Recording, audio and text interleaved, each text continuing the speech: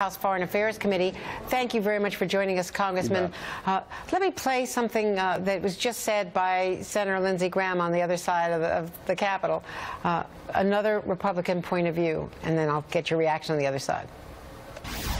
Well, I think he served his country well in uniform for a long time, and apparently he did mislead the vice president. Did he just do this as a rogue General Flynn? That he just decided to call the Russians up one day and say, you know, we're going to have a different view on sanctions, don't worry about it, or did it come from somebody else in the White House? If, in fact, that General Flynn was directed by somebody to contact the Russians that, you know, don't overreact here, we may change policy, that's not a crime. I think that's bad form.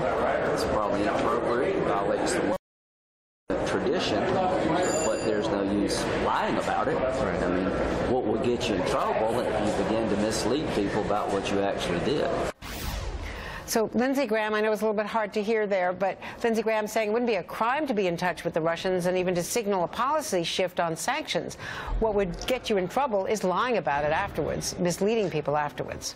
Yeah, I think in this case the cover-up is the crime. It's worse than the crime. Now, there's questions about whether this was a violation of the Logan Act. It's never been enforced before. I can point to other violations in the past, and I think there's real concern about General Flynn's contacts with Russia, even prior to his involvement in the administration.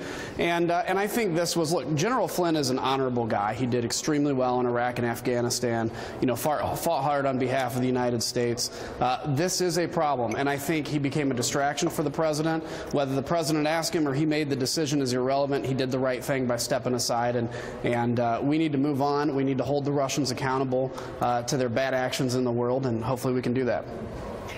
What is still left unclear is whether he was freelancing, whether he was directed by President Trump or others, Steve Bannon, we don't know, and whether he debriefed the president and others about his conversations with the Russian ambassador. Yeah, that is unclear, and I don't have answers for that. That's something that I hope the administration would come forward with. But again, I think even the act of, and look, I am absolutely not in favor of lifting sanctions against Russia. I think it was extremely improper to do it when another man was president, President Obama. But I don't think there's anything wrong with having conversations going forward to say, hey, look, we want to work together on these different issues. The huge problem came when he said, I never discussed sanctions. And I think had he come out and said, I discussed sanctions, maybe the ambassador brought it up, maybe I brought it up as part of future negotiations, I don't think we'd be talking about it now. But honesty is important. Honesty in the administration and the prior administration, all is important because the American people deserve the truth. What is the bigger issue here? What is lost? What is the cost to the administration, a new administration losing the National Security Advisor after 24 days, and dysfunction widely reported within the NSC? You can have other resignations. Other people have been refusing to come in, high-powered people from past Republican administrations saying they don't want to work for this White House. Well, I think it's an embarrassment. It's not something you obviously want to have happen. But look, every new administration has to get their legs under them. They run into stutters.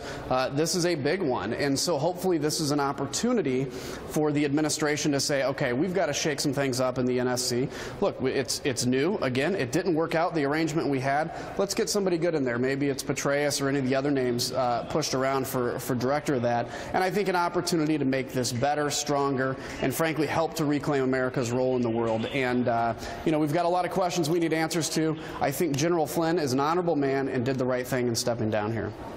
What about investigations? The intel committees are investigating. The FBI is investigating.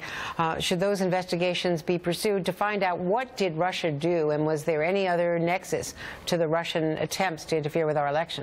Yeah, I think that's important. You know, anytime any outside power tries to interfere with our democracy, we need to know about it. And it's also important going forward. We know that the Russians are attempting to influence the election in Europe. So this isn't, the thing we have to be careful on, this isn't casting any illegitimacy on the presidency of Donald Trump. He was elected by a majority of people in the right states to make him president. But what we need to know is going forward, look, we are not a former, you know, Russian satellite country. We're the United States of America, and we ought to be free of outside interference in a political system. So I think answers need to come forward on that, not even as much to relitigate the last election, but to say how do we protect ourselves in the future. Congressman, thanks very much for being with us today and joining